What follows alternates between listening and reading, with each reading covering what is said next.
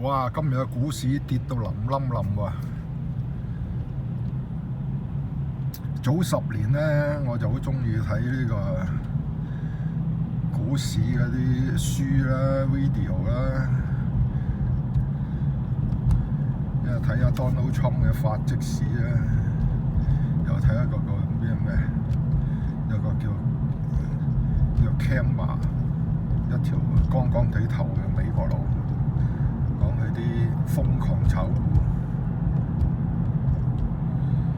咁嗰時咧，其實就係即係喺生活中學習經濟學，先知道哦，原來啲錢係咁樣生成嘅，啲貨幣係咁樣集中晒喺一個 clearing house 嗰度處理。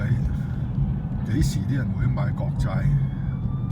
幾時將啲債咧放翻出嚟，變翻生錢，掟落股票咁樣？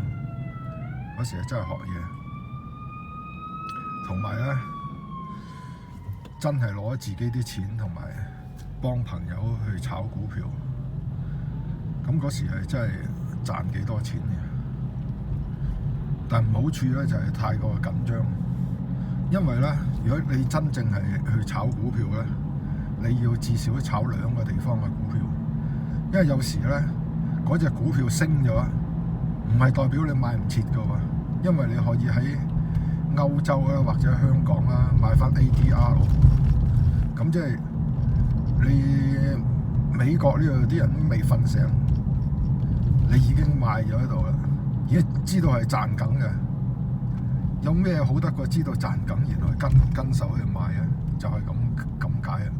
所以咧，嗰個時候咧，我好中意星期六、星期日嘅，因為冇股啊嘛。咁1至5咧，就成日都叫自己輕鬆啲。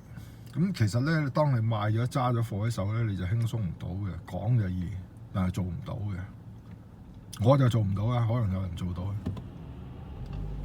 咁就變咗每個星期咧，淨係瞓得幾多個鐘啊？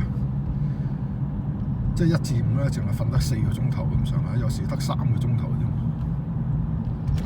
相當辛苦。經過咗一輪之後咧，我係完全冇炒啦，退出晒。咁個人都健康啲。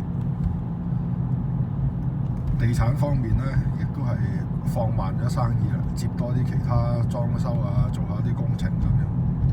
因為嗰啲冇咁緊張啊，即係買賣屋咧，一攞咗個客間屋嚟買，基本上就將佢嗰個重擔咧就搬咗落自己嗰度。咁所以我發覺咧，好多地產行家咧都唔長命。